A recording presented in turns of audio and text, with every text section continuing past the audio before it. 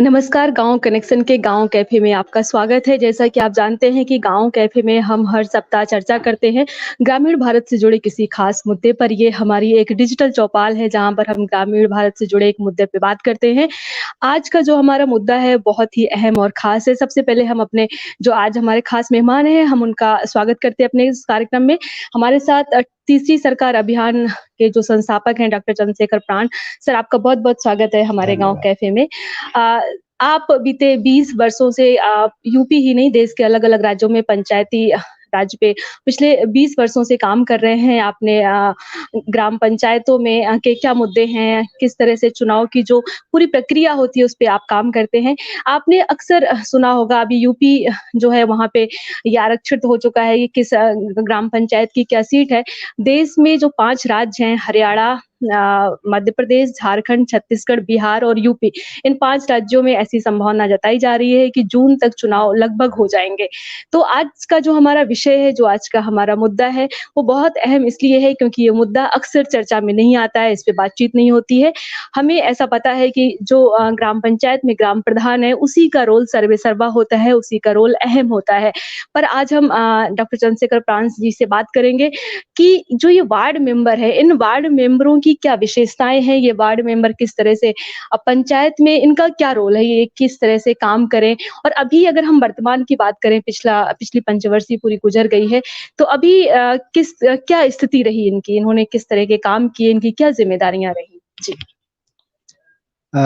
सही कह रही हैं कि ये जो पंचायतें हैं जी। और विशेष करके उत्तर भारत के ज़्यादातर राज्यों में, यहाँ तक कि बिहार और झारखंड भी उसमें शामिल है। जी।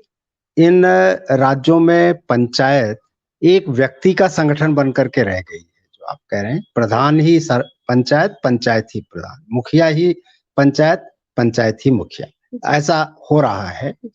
जबकि जो भारत का संविधान है और उस संविधान के आधार पर जो राज्यों के अधिनियम बने हैं, अगर उसमें हम देखें तो पंचायत सरपंच से या मुखिया से नहीं बनती या प्रधान से नहीं बनती। पंचायत बनती है सदस्यों से।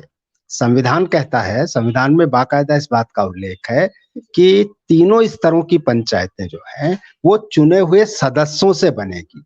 संविधान में सदस्य शब्द का प्रयोग किया गया है। अध्यक्ष या जिसको आप मुखिया, प्रधान, सरपंच कहते हैं, ये शब्द ही संविधान में कहीं नहीं है।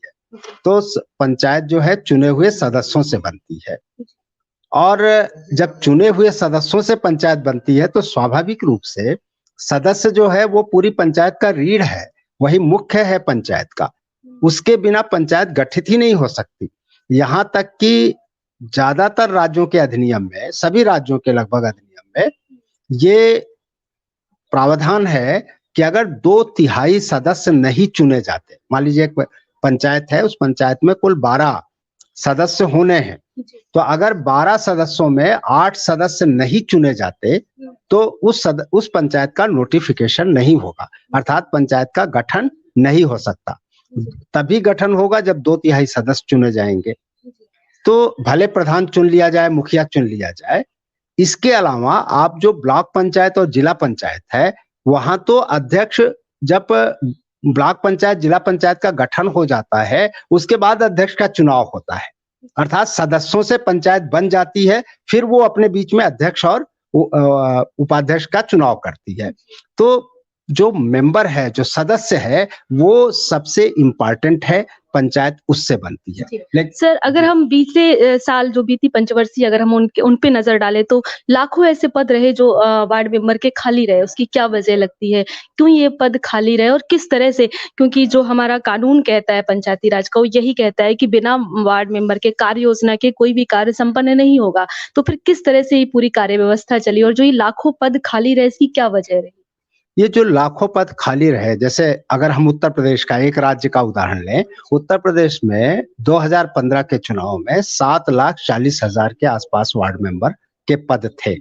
उस 7,40,000 में लगभग 3,25,000 पदों पर निर्विरोध हो गया चुनाव, वहां चुनाव ही नहीं हुआ, एक ही व्यक्ति खड़ा हुआ और वो चुन लिया गया। अब उसका क्या मायने हो सकता है, आप समझ ही रहे हैं, सभी लोग समझ रहे हैं। दूसरा, 1,35,000 पदों पर कोई कैंडिडेट ही नहीं मिला, खाली चले गए पद, जिसकी वजह से 13,000 ग्राम पंचायतें लगभग उनका नोटिफिकेशन नहीं हो पाया था। इसकी वजह जो सबसे बड़ी है वो ये है कि जो अब तक का जो पिछले 25 सालों का जो इतिहास है पंचायतों का, उसमें यह है कि पूरी की पूरी पंचायत वो प्रधान केंद्रित हो गई है, मुखिया केंद्रित हो गई है, सरपंच केंद्रित हो गई है। तो वार्ड मेंबर जो है उसकी कोई भूमिका ही वहां नहीं दिखाई पड़ रही है, और जो पिछला इतिहास होता है उसके आधार पर लोग समझते हैं ये पद बिल्कुल महत्वहीन हो गया है। जो है उसका भी कोई वजह यह है कि एक वार्ड मेंबर का क्या दायित्व है, क्या अधिकार है, इसके बारे में किसी कोई संज्ञान में नहीं। प्रधान को अपने ही अधिकार और दायित्व के बारे में नहीं पता है, तो वार्ड मेंबर के अधिकार दायित्व क्यों? और वार्ड मेंबर तो एकदम से है, तो इसलिए ये पद पूरी तरह अरुचि का पद हो गया है, इसके प्रति कोई आकर्षण नहीं है। इसे किसी तरह का, चूंकि सारा कुछ एक व्यक्ति केंद्रित है और ठेकेदारी करवाई जा रही है, तो ठेकेदार तो एक ही आदमी हो सकता है ना, पूरा समूह तो ठेकेदार नहीं बनता ना। तो उस शासन की अपनी गतिविधियों में ऊपर के राज्य सरकार के लिए भी ज्यादा सुविधाजनक हो जाता है, तो उसके लिए जानकारी नहीं है, लोगों का प्रोत्साहन उस तरह से नहीं है, उस तरह से कोई ओरिएंटेशन नहीं है, वार्ड मेंबर का कभी कोई प्रशिक्षण नहीं होता। बहुत कम राज्यों में देखने को मिला है कि वार्ड मेंबर के प्रशिक्षण की कोई व्यवस्था की जा रही हो, वरना ठीक से ग्राम प्रधानों की ही प्रशिक्षण नहीं हो पा रहे हैं, तो ward member 7.5 lakh ward member को ट्रेंड करना तो और टीढ़ी खीर है। तो ये जो गैप है, जानकारी का बहुत बड़े पैमाने पर अभाव, कोई अवेयरनेस नहीं, कोई उनकी सीधे प्रत्यक्ष भागीदारी नहीं ली जा रही है, उसकी वजह से ये पद खाली जा रहे हैं। तो जो दर्शक हमारे अभी जुड़े हैं उनको हम बताना चाहते हैं कि आप गाँव कनेक्शन का विशेष शो गाँव कैफे देख रहे हैं। जैसा कि आप जानते हैं कि गाँव कैफे में हम हर सप्ताह ग्रामीण भारत से जुड़े किसी एक मुद्दे पे बात करते हैं, हम समसामयिक मुद्दे पे बात करते हैं। अभी पंचायती राज चुनाव का जो माहौल है पूरी तरह से गर्म है। ग्राम पंचायतों में पंचायती राज चुनाव की तैयारियां चल रही हैं, और हमारे साथ तीसरी सरकार अभियान के संस्थापक डॉक्टर चंद्रशेखर प्राण है, जो यूपी ही नहीं देश के अलग-अलग राज्यों में पंचायती राज पे लगातार काम कर रहे हैं।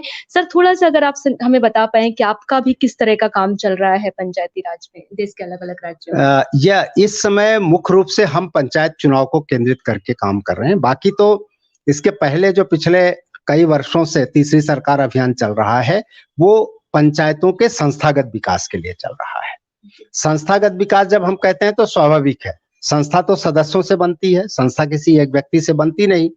तो उसमें वार्ड सदस्य का सबसे ज्यादा फोकस है कि पंचायत सिर्फ सरपंच की ना हो, प्रधान की ना हो, बल्कि पंचायत सारे सदस्यों को मिलकर के हो। हम लोग अपने अभियान में ये कहते हैं, जो संविधान के प्रावधान है बताते हैं कि ये जो ग्राम सभा है, जो चुने हुए सदस्यों से नहीं बल्कि गांव के वयस्क नागरिकों से बनती है, जो मतदाता होते हैं। उसका भूमिका विधायिका की है, निर्णय लेने का सारा अधिकार उसके पास है। ग्राम पंचायत एक तरह से मंत्रिमंडल है, कार्यपालिका है। तो ये जो कार्यपालिका और ग्राम सभा, मतलब ग्राम पंचायत और ग्राम सभा दोनों दो संस्थाएं हैं, विधायिका और कार्यपालिका के रूप में। इनका संस्थागत विकास हो, इनके सदस्यों का विकास हो, तभी तो संस्थागत विकास होगा, एक चीज। दूसरी ये है कि ग्राम पंचायत की बहुत सारी कमेटियां होती हैं, जिनको आप मंत्रालय कह सकते हैं, जो 29 सब्जेक्ट हैं, 29 विषय हैं। अगर हम उत्तर प्रदेश का उदाहरण लें तो उत्तर प्रदेश में ये 29 सब्जेक्ट या 29 विषय जो हैं वो 6 कमेटियों में बांटे गए हैं, और ये जो 6 कमेटियां होती हैं ये वार्ड मेंबरों से बनती हैं, जो वार्ड मेंबर चुने जाते हैं। एक एक कमेटी में 6 वार्ड मेंबर होने हैं, 6 सदस्य होने हैं। तो एक सदस्य कम से कम 3 कमेटियों का मेंबर होता है, 3 कमेटियों का।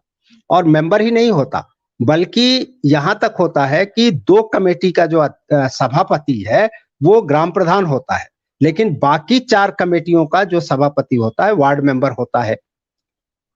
वो जिनका वार्ड मेंबर सभापति होता है, उसमें ग्राम प्रधान सदस्य भी नहीं होता, ग्राम प्रधान सदस्य नहीं हो सकता उसमें। तो ये जो 4 कमेटियों का सभापति वार्ड मेंबर होता है, उसमें एक बहुत इंपॉर्टेंट कमेटी है, उसको कहते हैं निर्माण समिति। अर्थात गांव में जितने तरह के निर्माण कार्य होंगे, चाहे एमजी नरेगा का काम हो या स्वच्छ भारत मिशन का हो, नाली हो, खड़ंजा हो, जो भी काम होने हैं वो निर्माण समिति कराएगी। पीडब्ल्यूडी मिनिस्ट्री है एक तरह से। तो निर्माण समिति का सभापति कोई वार्ड मेंबर होता है और ग्राम प्रधान तो उसका सदस्य भी नहीं होता निर्माण समिति का। शासनादेश ये है और अधिनियम में इस बात का उल्लेख किया गया है कि ये जो कार्य होगी, पंचायतें जो अपना कार्य करेंगी वो कमेटियों के माध्यम से करेंगी। सारा पावर कमेटियों के पास होगा, कमेटी का पूर्ण नियंत्रण होगा उससे संबंधित कार्यों के ऊपर, वही उसका निरीक्षण करेंगी, वही उसका मॉनिटरिंग करेंगी और उसको वेरीफाई करेंगी कि ये काम हुआ ठीक से या नहीं हुआ। अगर ये होगा तभी उसका भुगतान होगा। लेकिन किसी वार्ड मेंबर को हम लोगों ने जो सर्वे किया, जो जानने की कोशिश की, तो पता चला कि 95% वार्ड मेंबर को ये पता ही नहीं है कि वो किस कमेटी के सदस्य हैं। और सारी कमेटियां कागज पे तो काम कर ही रही होंगी, तभी तो काम आगे बढ़ रहा है। भाई संवैधानिक मामला है, अगर वो कागज पर नहीं पूरा हो रहा है तो आगे नहीं जा रहा होगा। तो ये स्थिति है। इसीलिए इस चुनाव में हम लोग सबसे ज्यादा फोकस कर रहे हैं वार्ड मेंबर को अच्छे लोग वार्ड मेंबर के रूप में निकल करके बाहर आए, कैसे अच्छे लोगों को चिन्हित किया जाए, उन्हें प्रोत्साहित किया जाए, बिना कोई पक्ष विपक्ष बने। हम लोग चुनाव के प्रक्रिया में कोई हस्तक्षेप नहीं करना चाहते, लेकिन अच्छे लोगों को प्रोत्साहित करना चाहते। एक काम ये। दूसरा, ग्राम सभा जो सबसे महत्वपूर्ण है और ग्राम सभा के सदस्य की हैसियत से इस पंचायत चुनाव में वो मंत्रिमंडल बनाता है, ग्राम सभा सदस्य जो मतदाता होता है। तो ग्राम सभा के गौरव को स्थापित कर सकें, बता सकें कि गांव सभा कितनी गौरवपूर्ण है, कितनी महत्वपूर्ण है। ये तीसरा जो इसमें मुद्दा हम लोग उठा रहे हैं वो ये है कि अगर ग्राम सभा जो विधायिका है अपना मंत्रिमंडल बना रही है तो मंत्रिमंडल के प्रधानमंत्री को और उसके दूसरे मंत्रियों को कम से कम उनको 5 साल का एक एजेंडा तो दे। वो बताए कि मैं इसी बात के लिए आपको नियुक्त कर रही हूँ, आपको चुना जा रहा है कि आगे आने वाले 5 सालों में आप इन कामों को पूरा करेंगे। तो एक ग्राम घोषणा पत्र बनाने की भी कोशिश गांव वालों को बताई जा रही कि वो कोशिश करें, बनाए, जैसा भी बनाए। यहाँ सबसे महत्वपूर्ण है कि गांव में जो प्रोसेस रुक गया है, सोचने का, विचार करने का, संवाद का, प्लानिंग का, अपने अधिकारों को समझने का, अपनी जिम्मेदारी, अपने दायित्व और अपने मालिकाने को समझने का, अपने स्वामित्व के भाव को फिर से पैदा कर, तो उसकी प्रक्रिया शुरू हो जाए, प्रोसेस शुरू हो जाए। रिजल्ट क्या बनेगा, अभी बहुत अच्छा घोषणा पत्र बनता है या नहीं बनता, बहुत अच्छा व्यक्ति अभी पूरी तरह से समझदार चुन जाता है, सवाल ये नहीं है। सवाल है वो प्रक्रिया का शुरू हो जाना। अगर प्रक्रिया शुरू हो गई, प्रोसेस स्टार्ट हो गया, तो देर सवेर एक बेहतर ग्राम पंचायतें चुनी जा सकेंगी, बनाई जा सकेंगी और उससे गांव की तस्वीर फिर बदलेगी। सर, जैसा कि आपने हमारे दर्शकों को बताया कि जो ग्राम पंचायत में वार्ड मेंबर जो होते हैं उनकी एक अहम भूमिका होती है। जैसा आपने बताया कि सबसे जो महत्वपूर्ण हमारे पंचायत में काम होता है वो निर्माण का काम होता है और उसमें वार्ड मेंबर ही का जो पूरा ज़िम्मेदारी है वार्ड मेंबर के पास होती है। अगर हम आपसे जानना चाहें कि वार्ड मेंबर के वो कौन से 3 प्रमुख कार्य हैं जो नहीं पता होते या पता होने चाहिए, वो कौन से ज़रूरी काम हैं? वार्ड मेंबर की आप सही कह रहे हैं, 3 महत्वपूर्ण भूमिकाएं हैं। पहली भूमिका है उसका, वो वार्ड सभा का जो वार्ड सदस्य बनता है, वो वार्ड सदस्य के रूप में उसकी पहली भूमिका है और वार्ड सदस्य के रूप में उसकी भूमिका जननेता की भूमिका है। क्योंकि आप देखिए कि संवैधानिक तरीके से वार्ड का मेंबर बनना सबसे छोटी इकाई है ना, उससे छोटी इकाई तो चुनाव की कोई नहीं है ना, वार्ड मेंबर से छोटी। और वही जमीनी स्तर का पहला नेता है, जिसको कहिए कि ग्रास रूट लेवल लीडरशिप और संवैधानिक लीडरशिप, संवैधानिक नेतृत्व तो वार्ड सदस्य है। तो एक जन नेता के रूप में, संवैधानिक जन नेता के रूप में वार्ड मेंबर की पहली भूमिका है। उसी के साथ वो वार्ड का सदस्य है। वार्ड का सदस्य की हैसियत से देश के बहुत सारे राज्यों में वार्ड सभाओं का प्रावधान किया गया है, चाहे वो जम्मू कश्मीर हो, राजस्थान हो, हरियाणा हो, केरल हो, आपका झारखंड हो, पश्चिम बंगाल हो, इन सारे राज्यों में वार्ड सभाओं का प्रावधान है। और पश्चिम बंगाल जैसे राज्य तो उसे ग्राम संसद कहते हैं, वहां वार्ड सभा को ग्राम संसद कहा जाता है। तो वहां पर वार्ड सभा के प्रावधान है। वार्ड सभा के बाकायदा अधिनियम में है कि उसकी भी 4 बैठकें होंगी, उसका ये कोरम होगा, सारे प्रस्ताव पहले वार्ड सभा में पास होंगे, फिर उसके बाद ग्राम सभा में जाएंगे। तो वार्ड सभा का नेता और सदस्य होने के नाते वो वार्ड सभा का अध्यक्ष होता है। तो एक भूमिका उसकी ये है जो सबसे महत्वपूर्ण भूमिका है। दूसरी भूमिका उसको ग्राम पंचायत के सदस्य की भूमिका है। ग्राम पंचायत के सदस्य के रूप में, चूंकि सारे पावर पंचायती राज अधिनियम में या पंचायती राज सिस्टम में ग्राम पंचायतों को दिए गए हैं, और ग्राम पंचायत का एक सामूहिक दायित्व होता है। जैसे कार्यपालिका का जितना अधिकार होता है मंत्रिमंडल का, वो कैबिनेट के पास होता है, वो किसी मुख्यमंत्री या प्रधानमंत्री के पास पावर नहीं होता। इसलिए अगर उसके पास पावर होता, बिना कैबिनेट बुलाए वो निर्णय ले लेता, हर हफ्ते कैबिनेट करनी पड़ती है उसकी। ठीक इसी तरह हर महीने ग्राम पंचायत की मीटिंग करनी है गांव के स्तर पर, और ग्राम पंचायत ही जो निर्णय लेगी वही अंतिम निर्णय होता है। ग्राम पंचायत मीन्स वार्ड सदस्य, तो ग्राम पंचायत के सदस्य के नाते उसकी जिम्मेदारी और उसका अधिकार बहुत बड़ा हो जाता है। तीसरा, कि जैसा मैंने कहा कि वो कमेटियों का सदस्य या सभापति होता है। कमेटियां इम्प्लीमेंटेशन की, क्रियान्वयन की संस्था के रूप में है, और सारा पावर क्रियान्वयन का उनके पास बांटा गया है। वो किसी का सभापति होता है और किसी का वो सदस्य होता है, और बड़ी छोटी 6 लोगों की टीम होती है, तो स्वाभाविक रूप से वहां की जिम्मेदारी सबसे महत्व है। और यही सब कारण है कि वार्ड सदस्य को भी लोक सेवक का दर्जा दिया गया है। ये इंडियन पेनल कोड की एक धारा है, धारा 20, जिसके अंतर्गत जो भारतीय दंड संहिता की लोक सेवक होता है। लोक सेवक उसको कहते हैं जो शासन संचालन में, शासन के संचालन में महत्वपूर्ण भूमिका निभाता है, जो निर्णय की प्रक्रिया में महत्वपूर्ण होता है, उसी को लोक सेवक का दर्जा मिलता है। राज्य व्यवस्था में जो महत्वपूर्ण भूमिका निभाता है उसके संचालन में, तो ग्राम पंचायत सदस्य भी लोक सेवक का दर्जा उसे प्राप्त है। तो बहुत सारा, इसलिए ये ग्राम पंचायत सदस्य ही वास्तव में असली ग्राम पंचायत है। जैसे हर मतदाता जो है असली ग्राम सभा है, विधायिका है, और ये जिस दिन समझ में आ जाएगा और उसमें उसकी समझ बढ़ जाए, उसके प्रति उसकी अभिरुचि बढ़ जाए और उसकी भूमिका उसमें सक्रिय रूप से होने लगे, तो सच्चा पंचायती राज लागू हो जाएगा। अन्यथा तो जैसा चल रहा है आप देख ही रहे हो। सर, जैसा कि आपने हमारे दर्शकों को बताया कि जो हमारा वार्ड मेंबर है वो एक लोक सेवक की तरह है पंचायत में। इतना महत्वपूर्ण पद है, इतनी महत्वपूर्ण जिम्मेदारियां हैं, इतने सारे अधिकार हैं वार्ड मेंबर के पास। फिर क्या वजह है कि वार्ड मेंबर की जो सहभागिता है वो मतलब पूरी तरह से नहीं दिखती है या बहुत कम दिखती है? जैसा कि आपने बताया कि पिछले साल अगर हम यूपी की बात करें तो लाखों की संख्या में पद खाली रहे। तो क्या वजह है, ये पद क्यों खाली रह रहे हैं, लोग क्यों इसमें खड़े नहीं हो रहे हैं? क्या इसका कारण लगता है आपको? इसके 2 कारण हैं। देखिए, 2 तरह के पंचायती राज व्यवस्था का 2 रूप है पूरे देश में। कहीं कहीं ऐसा है, जैसे आप पश्चिम बंगाल ले लीजिए, मैं उदाहरण के रूप में कह रहा हूं।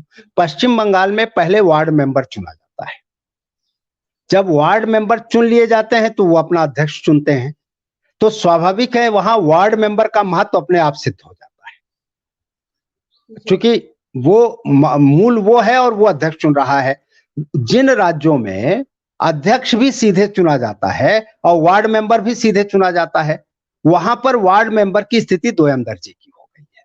इसलिए हो गई है कि सारा फोकस एक व्यक्ति केंद्रित, या जिसको हम कहते हैं ना हीरोशिप का जैसा, और एक माइंडसेट प्रशासन, सरकार के स्तर से भी और जनता के स्तर से बन गया है कि प्रधान डायरेक्ट चुना जा रहा है तो सर्वोच्च है, ठीक है। और वो किसी ने पढ़ा नहीं एक्ट, जाना नहीं उसमें, तो उसी को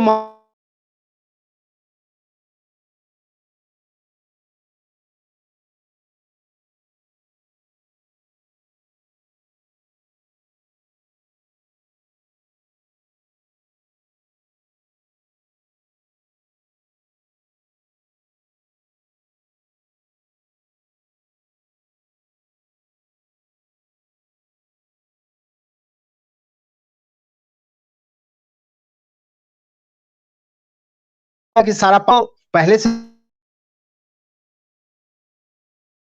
होता है, जिम्मेदारी होती है, सहभागिता या प्रोसेस होती है, वो 2 चीजों में सबसे ज्यादा होती है। क्रियान्वयन में कम, विचार करने में और निर्णय लेने में। भाई संस्थाएं जो कमेटियां बैठती हैं, वो कमेटी बैठ के काम थोड़ा करती है, काम तो बाद में होता है ना, लेकिन काम से पहले विचार का और निर्णय का काम कमेटी के बीच में किया जाता है। अब दुर्भाग्य है कि पिछले 27 साल जो पंचायती राज के रहे, नए पंचायती राज के, उसमें विचार और निर्णय का कार्य पंचायतों को सौंपा ही नहीं गया। सारे निर्णय तो दिल्ली और लखनऊ में हो रहे हैं, राज्य की राजधानियों में हो रहे हैं। गांव में स्वच्छता अभियान कैसे चलेगा, गांव में मकान कैसे बनेगा भवनहीन लोगों का, गांव में स्कूल कैसे, सारा कुछ तो ऊपर सोच लिया जा रहा है, ऊपर निर्णय ले लिया जा रहा है और कहा जा रहा है अब इसको गांव में क्रियान्वित करो। तो क्रियान्वयन में वार्ड मेंबर की क्या भूमिका होगी? जब उन्होंने सब कुछ तय कर लिया, बजट बना दिया, डिजाइन बना दिया और गांव भेज दिया कि इसको करो, तो ये तो ठेकेदारी हो गई ना, कि अब तो सिर्फ क्रियान्वयन जो है वो ठेकेदारी होती है, मालिकाना हक नहीं होता उसमें। तो जो ठेकेदारी हो रही है वो तो एक व्यक्ति ही मजदूरों के का सहारा लेकर के वो निर्माण कार्य करवा देगा, उसमें वार्ड मेंबर की क्या भूमिका है? तो इसीलिए हम जो 25 सालों से सिर्फ केंद्र और राज्य की योजनाएं चलाते रहे, उन योजनाओं के चलाने के कारण जो भूमिका संस्थागत हो सकती है ग्राम पंचायतों की, वो भूमिका नगण्य हो गई। सिर्फ इम्प्लीमेंटेशन में, क्रियान्वयन में ग्राम पंचायतों की भूमिका रह गई और वो एक व्यक्ति उसके लिए पर्याप्त है, तो प्रधान उसके लिए पर्याप्त है। इसमें उन लोगों को भी फायदा है कि एक व्यक्ति एजेंटी करेगा, ठेकेदारी करेगा, तो जो गड़बड़ सड़बड़ होना है ज्यादा आसानी से हो जाएगा। सारे लोग करेंगे तो बात खुल जाएगी। तो इसलिए एक तो ये हुआ, बड़ा सुनियोजित तरीके से इसको प्लान्ड वे में उनकी भागीदारी को काटा गया, अगर ईमानदारी से हम कहें तब, बिना बेलाग, बिना कोई इसको छुपाए हुए, सीधे जो सच्चाई नजर आती है। दूसरा ये हुआ कि इन 25 सालों में, जैसे मैंने कहा, कि वार्ड मेंबर को ये बताया ही नहीं गया कि आपकी भूमिका क्या है, आपको करना क्या है। ना ग्राम सभा सदस्य को बताया गया, मतदाता को पंचायती राज समझाई गई, सिर्फ अकेले प्रधान का आपने थोड़ा बहुत प्रशिक्षण किया। उस प्रशिक्षण में भी आपने गवर्नेंस का, पंचायत एक गवर्नमेंट है, उस गवर्नमेंट के सिस्टम कैसे चलेगा इसका प्रशिक्षण कम से कम दिया आपने, ना के बराबर। डेवलपमेंट का ज्यादा दिया कि कौन स्कीम कैसे लागू होगी, ये कैसे होगा, वो कैसे होगा। तो सिस्टम तो आपने समझाया नहीं। तो ये सब बड़े महत्वपूर्ण कारण है। ये अलग बात है कि संविधान ने जो पंचायतों को जिम्मेदारी दी है, वो सिर्फ केंद्र और राज्य की स्कीमें चलाने की जिम्मेदारी नहीं दी है। संविधान ने पहली जिम्मेदारी दी है कि हर पंचायत जो है अपने क्षेत्र की आर्थिक विकास और सामाजिक न्याय की योजना बनाएगी, अर्थात वो खुद अपनी स्कीमें बनाएंगी। स्कीम बनाने के लिए विचार भी करना होता है, स्कीम बनाने के लिए निर्णय भी लेना होता है, रिसोर्सेज जनरेट करने पड़ते हैं, प्लानिंग करनी पड़ती है, तब जाकर के कोई स्कीम बनती है, कोई योजना बनती है। अगर ये योजना की प्रक्रिया जब शुरू हो तो वार्ड मेंबरों की भागीदारी अपने आप बढ़ जाती है। जैसे उदाहरण लीजिए, ये प्लानिंग का प्रोसेस 14वें वित्त आयोग के बाद शुरू हुआ है बड़े पैमाने पर देश में, जिसे हम ग्राम पंचायत विकास योजना कहते हैं। ग्राम पंचायत विकास योजना का जो प्रारूप है और वो उसके निर्माण की जो प्रक्रिया है, उसमें यह है कि सबसे पहले हर वार्ड मेंबर अपने वार्ड सभा की मीटिंग बुलाएगा अपने वार्ड की, और उस मीटिंग की अध्यक्षता करते हुए वो हर समस्याओं का चिन्हीकरण करेगा कि उसके वार्ड की समस्या क्या है, आवश्यकता क्या है, उसकी सूची बनाएगा। फिर सारे वार्ड की सूची कंपाइल की जाएगी। कंपाइल होने के बाद ग्राम सभा बैठेगी, ग्राम सभा उसकी प्रायोरिटी तय करेगी, प्राथमिकता तय करेगी। प्राथमिकता के आधार पर और बजट को देखते हुए उसके हिसाब से टेक्निकल प्लान बनेगा, जो ग्राम पंचायत की नियोजन समिति बनाएगी एक्सपर्ट के सहयोग से, और बनने के बाद फिर वो जा करके वहां पर ग्राम सभा में जाएगी और वहां स्वीकृत होगी। अब इसमें इस पूरी प्रक्रिया में वार्ड मेंबर की भूमिका देखिए। वार्ड मेंबर लीड कर रहा है इस पूरी प्रोसेस में, भूमिका में। वार्ड मेंबर अपने वार्ड से ही समस्याओं का चिन्हीकरण करवा रहा है, उनकी सूची बना करके ग्राम पंचायत में ले आकर के उसको संकलित कर रहा है, संकलित करवा कर ग्राम सभा में ले जा रहा है, जहां उसको प्राथमिकता में वो पैरोकारी करके अपने वार्ड की समस्याओं को आगे बढ़ा रहा है। फिर वो ग्राम पंचायत टेक्निकल प्लान बना रही है, तो उसमें भी वो ग्राम पंचायत का सदस्य होकर के प्लान बनाने में उसकी भूमिका है, और उसके बाद फिर ग्राम सभा में उसको स्वीकृत कराने में उसकी भूमिका है। तो उसकी भूमिका इस प्लान में शुरू से अंत तक है। लेकिन 5 साल बीत गया प्लान बनते हुए, गांव वालों को तो छोड़िए कि उनकी कितनी भागीदारी रही, वार्ड मेंबर की भी कोई खास भागीदारी आज की तारीख में नहीं हो पाई है। तो फिर सर ये कार्य योजना या विकास योजना बनी कैसे? इसको कैसे क्रियान्वित किया गया? क्योंकि जब से 14वां वित्त आयोग लागू हुआ है तब से जो पंचायत का बजट है वो कई गुना बढ़ गया है। न्यूनतम कई लाख से शुरू होके 5 लाख 50 लाख से शुरू होके करोड़ों में पहुँच गया है। तो फिर ये किस तरह से क्रियान्वित हो रहा है? किस तरह से काम कर रहा है? जब इनमें वार्ड मेंबर या पंचायत की भूमिका नहीं रह रही है या खुली बैठक में उसको क्रियान्वित नहीं किया जा रहा है, बातचीत नहीं हो रही है। तो किस तरह से ये चल रहा है वास्तव सिस्टम? में कागज पर तो सारा प्रोसेस दिखाया जा रहा है और नहीं दिखाया जाएगा तो असंवैधानिक हो जाएगा सारा का सारा। लेकिन जो अब तक के अध्ययन आ रहे हैं और हम लोगों का जो प्रत्यक्ष अनुभव आ रहा है, पूरी बेबाकी और सच्चाई के साथ उसको कहें तो यही है कि अभी भी ऊपर से निर्देश आदेश आ जाते हैं कि ये अब की बार ये प्लान बना देना है, आपको स्कूल का सौंदर्यीकरण कर देना है, ये कर देना है और ये सारा करके आपको उस बजट को यूटिलाइज करना है। तो स्वाभाविक है कि जब इस तरह का केंद्रीकृत प्लान बनेगा तो वो प्लान एक दो लोग बना लेंगे, बनाकर कागज पर उसको उतार लेंगे, फिर लोगों को बैठा लेंगे और कहेंगे कि देखो भाई ये तय हो गया है, ये प्लान बन गया है और इस प्लान के साथ इसको आगे ले जाना है। ठीक है, गांव वालों ने सहमति दे दी, बुला लिया, ग्राम सभा आई, नहीं कोरम पूरा हुआ तो बिना कोरम वाली ग्राम सभा हो गई जिसमें कोरम देखा ही नहीं जाता। 5 लोग भी बैठ गए तो ग्राम सभा का संवैधानिक कोरम पूरा हो गया, संवैधानिक स्वरूप तय हो गया, मान्यता उसको मिल गई, संवैधानिक शर्तें पूरी हो गई और उसके बाद वो प्लान पास हो गया। लोगों की जो भागीदारी, देखिए पंचायती राज इस बात के लिए नहीं आया, न गांधी के सपनों में वो पंचायती राज था, न राजीव गांधी के सपनों में, न आज के भी प्रधानमंत्री के सपने में मैं मानता हूं वो नहीं है कि सिर्फ कुछ सुविधाएं और कुछ निर्माण कार्य गांव में हो जाए, ये ग्राम पंचायत नहीं है। ग्राम पंचायत का मुख्य मकसद यही था कि गांव के लोग अपने गांव के बारे में क्या सोचने का अधिकार उनको मिल जाए, सोचने लगे गांव के बारे में, गांव के बारे में जो सही समझे वो निर्णय ले खुद और जो निर्णय ले उसको खुद क्रियान्वित करे। तो ये जो भागीदारी थी विकास कार्यक्रमों में, स्वशासन के काम में, ये जो भागीदारी थी लोगों की, उस भागीदारी को सुनिश्चित करने के लिए पंचायती राज व्यवस्था का क्यों परिकल्पित किया गया, वही नहीं हो रही और बाकी सब कुछ हो रहा है। ये सबसे बड़ा ड्रॉबैक वो है जिसके जो चिंता का विषय है।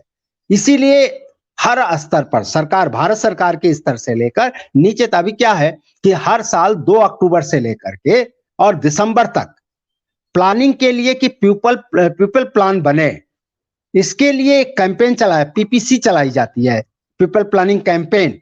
और इस कैंपेन में भारत सरकार का पंचायती राज मंत्रालय करोड़ों रुपया खर्च करता है, राज्य सरकारों को भेजता है कि आप ये प्लान चलाइए और चलता है, मतलब मचता है, शुरू में हो हल्ला मच जाता है, लेकिन उसके बावजूद भागीदारी का प्रतिशत कितना बढ़ा, ये चिंता का विषय है, आज की तारीख में गंभीर चिंता का विषय है। सर, जैसा कि आपने हमारे दर्शकों को बताया कि जो वार्ड मेंबर हैं, इनकी कितनी महत्वपूर्ण भूमिका है और कितने ज़िम्मेदार जो इनके काम है, वो बहुत ही इम्पोर्टेंट है। अगर पंचायत में या जो हमारी ग्राम पंचायत अगर उसमें वार्ड मेंबर की सहभागिता नहीं रहती है, तो उसका खामियाज़ा ग्राम पंचायतों को किस रूप में भुगतना पड़ता है? क्या उसका खामियाज़ा भुगत रही हैं पंचायतें? पंचायतें ये भुगत रही हैं, पहली चीज कि धन का सदुपयोग नहीं हो पा रहा है, ठीक है, ठीक से गांव के आवश्यकता के अनुसार प्लान नहीं बन पा रहा है, एक चीज तो ये हो रहा है। अब आप, ये बहुत अच्छी बात है कि उत्तर प्रदेश के सारे विद्यालय बड़े खूबसूरत बन गए हैं और कुछ ने तो बिल्कुल संगमरमर लग गया है, सारे टाइल्स लग गई हैं स्कूलों में। आप जा देखिए तो पीओपी, सारे क्लासरूम में पीओपी हो गई है, खूब बढ़िया बढ़िया पंखे, खूब कलरफुल, सब कुछ हो गया है, ठीक है, लाखों रुपया खर्च किया गया है। अगर इस पैसे को गांव के विवेक पर छोड़ा जाता,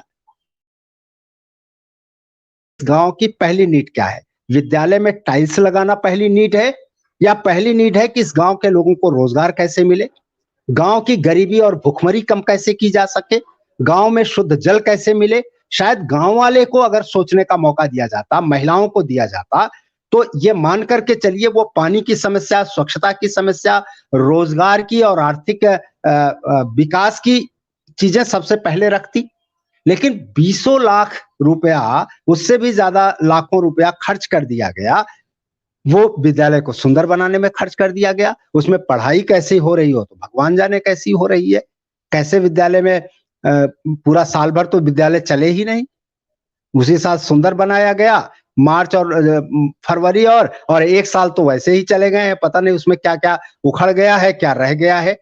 तो पहली चीज कि पैसे का सदुपयोग नहीं हो रहा है पार्टिसिपेशन के कारण। दूसरा ये हो रहा है कि सदुपयोग नहीं हो रहा है तो जो स्कीमें भी गलत ढंग से आ रही हैं उनका भी गलत ढंग से क्रियान्वयन। अब जल नल योजना है, जाके गांव में आप देखिए तो जिस तरह से गांव की सड़कें जो कुछ दिन पहले ठीक ठाक बनाई गई थी उनको तोड़ करके नालियां बिछाने का, पाइप बिछाने का काम और इतने जिसको कहते हैं अनप्लान्ड वे में हो रहा है गांव के अंदर, अनप्लान्ड वे में कि जगह जगह पानी इकट्ठा हो रहा है, जगह जगह पूरे सड़कें खराब हो रही हैं, गांव जीवन एकदम से जैसे कहते हैं नरक बनता जा रहा है। ये किसी की अगर एक बार गांव के विवेक पर, गांव के लोगों के उस पर छोड़ा जाए और उनको अधिक से अधिक इस प्रोसेस में इन्वॉल्व किया जाए तो मेरा पूरा यकीन है, मेरा ही नहीं, ये यकीन तो गांधी से लेकर के सारे लोगों का यही यकीन रहा है कि ये जिस दिन दिया जाएगा उसी दिन गांव बेहतर बन जाएगा, गांव स्वर्ग बन जाएगा। गांव में तभी ग्राम स्वराज्य की बात की जाती है। तो सर आपने एक महत्वपूर्ण जानकारी दी है हमारे दर्शकों को, और बहुत सारे दर्शक अभी ऐसे हैं जिनको नहीं पता होगा कि जो वार्ड मेंबर का जो चुनाव होता है उसकी वो किस तरह से खड़े हों, किस तरह से उनकी भागीदारी हो। अगर जो खड़े होना चाहते हैं वो क्या करें? अगर जिनको लगता है कि अभी तक हम कभी खड़े नहीं हुए, हमारे यहाँ वार्ड मेंबर का इस तरह से कुछ प्रक्रिया नहीं होती, वो किस तरह से खड़े हों, किस तरह का? वास्तव में उनको थोड़ा सा पंचायती राज सिस्टम के बारे में तो जानना पड़ेगा, ठीक है। और हम लोग तो इसी क्रम में लगे हैं पूरे 5 राज्यों में, जो तीसरी सरकार अभियान का जागरूकता कार्यक्रम चल रहा है उसमें पूरी कोशिश कर रहे हैं कि जगह जगह इन सारी चीजों को पहुंचाया जा सके। तो उसके अलावा भी किसी भी समझदार आदमी से पूछेंगे और कम से कम वार्ड मेंबर इतना तो हो जो कि थोड़ा अखबार पढ़ लेता हो और ये सब करता है, तो अखबारों में सारी चीजें आ रही हैं कि कैसे वार्ड मेंबर के लिए कितनी फीस होगी, वार्ड मेंबर का कैसे पर्चा दाखिल होगा। तो ये कोई बहुत सरल है सारा तरीका, बहुत ज्यादा पैसा नहीं लगना है। 100 रुपए के आसपास उसको पैसा जमा करना है, 100 या 150 रुपए आपकी बार कर दिया गया है। उसको जहां दाखिल पर्चा जमा होता है, उस पर्चा जहां जमा हो रहा है वहां जाने पर उसको पर्चा मिल जाएगा, जाके वो अपना नामांकन वहां दाखिल करे। और वार्ड ज्यादा बड़ा नहीं होता, कुल अभी तो तय कर दिया कि वार्ड मेंबर इतना पैसा खर्च कर सकता है। वार्ड मेंबर को तो आप देखिए उत्तर प्रदेश में एक वार्ड जो है वो 30 घरों के आसपास, 30 परिवारों के बीच में एक वार्ड बनता है, ठीक है। अगर 30 परिवारों में और आपको अपने ही मोहल्ले में अपना प्रचार करना है, जहां आप 24 घंटे जिनके सामने हैं वहां पर आपको रुपया खर्च करना पड़े, इसके मतलब कहीं ना कुछ गड़बड़ है, ठीक है। आप में गड़बड़ है या व्यवस्था में गड़बड़ है, दो में एक जगह गड़बड़ है। अन्यथा तो आप को हर आदमी जानता है आप कैसे आदमी हो, और आपको एक बार बस बता देना है कि मैं भी खड़ा हूं भैया, मेरा भी नाम है उसमें, तो ऑटोमेटिक लोग उस तरफ एक अच्छे आदमी को हर आदमी चुनना चाहता है, ठीक है। ऐसा नहीं है, कोई गलत प्रत्याशी नहीं ढूंढ रहा है। जब उसे अच्छा प्रत्याशी नहीं मिलता तभी मैं लोगों को बताता हूं कि नेता में 3 विशेषता होती है। एक तो नेता को समझदार होता है, दूसरा ईमानदार होना चाहिए और तीसरा सक्रिय होना चाहिए। अर्थात सक्रियता का मतलब दुख सुख में भागीदार होना चाहिए। जब उसको 2 लोग ऐसे मिल जाते हैं, पहले तो एक ही मिला, जो जनता चुनती है अपना नेता वो सक्रियता को पहले पकड़ती है कि कौन उसके दुख सुख में खड़ा रहा, किसने उसका दुख दर्द सुना है और देखा है। तो वो दुख दर्द देखने वाले को वो कैसा है, बिना पढ़ा लिखा है, ईमानदार गैर ईमानदार है, लेकिन वो सक्रिय है तो जनता उसको पहले चुन लेती है। लेकिन 2 सक्रिय लोग जब मिल जाते हैं ना उसको, तब देखती है कि इसमें ईमानदार कौन है। कौन ईमानदारी मतलब जो कहेगा उसको करेगा, फिर वो टेस्ट लेती है। तो उन दोनों में जब देखती है कि अच्छा ये जो कहेगा करेगा, तो उसको चुन लेती है। अगर 2 ऐसे मिल गए तब देखती है कि इसमें समझदार कौन है, ज्ञानी कौन है, दुनिया को कौन ज्यादा जानता है, तब वो जाके तीसरे लेवल पर उसका चुनाव करती है। हो क्या रहा है कि जितने भी मिल रहे हैं या तो सक्रिय ने, बड़े ईमानदार और समझदार हैं तो सक्रिय नहीं है, तो जनता का उससे कोई लेना देना नहीं है उस मतदाता का। और जो ईमानदार और समझदार नहीं हो सबसे ज्यादा सक्रिय है। जरा भी संकट आया, अच्छा सक्रियता के कई रूप हैं भैया। ये हुआ कि आपको संकट आया तो 1000 रुपया लेके आपके पास पहुंच गया, आपके दुख में उसने सहयोग कर दिया। ये भी तो एक सक्रियता है ना, कि आपके संकट के समय में कोई आपके बगल खड़ा हो गया है, कहीं आपको जरूरत पड़ी तो आपके बगल खड़ा है। तो ये जो है ना, अगर 2 अच्छे लोग मिल जाएंगे, 2 ईमानदार लोग मिल जाएंगे, और तब वो समझदार, ईमानदार इन सबको देखेगी जनता। आज की तारीख में यही है, इसीलिए अच्छे लोग नहीं चुने जा पा रहे हैं, क्योंकि उनका कोई रिश्ता, जब चुनाव आता है तो खड़े हो जाते हैं, कहते हैं मैं बड़ा ईमानदार हूं, आके मुझे वोट दे दो। वो कहती है कि 5 साल तो आप दिखाई नहीं पड़े, आज ईमानदारी की ढोल पीट रहे हो, तो ऐसा आदमी फिर 5 साल आप नहीं दिखाई पड़ोगे। तो सर जैसे अभी चुनाव होने वाला है यूपी में, यूपी से ही शुरुआत होगी पंचायती राज चुनाव की, और अभी आपने इतनी महत्वपूर्ण जानकारी दी हमारे दर्शकों को कि वार्ड मेंबर की कितनी सक्रिय भूमिका होती है, इसके बावजूद ये खड़े नहीं हो पाते हैं।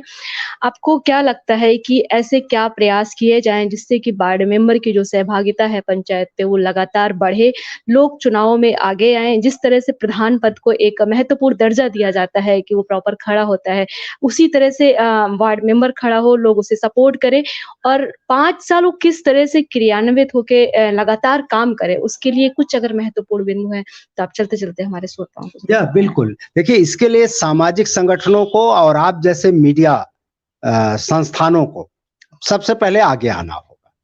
ये काम सरकार के बलबूते नहीं होगा। सरकार चुनाव का प्रबंधन कर सकती है, ठीक है। चुनाव आयोग, सरकार तो होती नहीं चुनाव के समय में, चुनाव आयोग ही सरकार होता है, तो चुनाव आयोग उसका प्रबंधन कर सकता है, ठीक है। सरकार का सहयोग सरकारी तंत्र का सहयोग लेकर के, राज्य सरकार के तंत्र का सहयोग लेकर के वो चुनाव का प्रबंधन कर सकता है।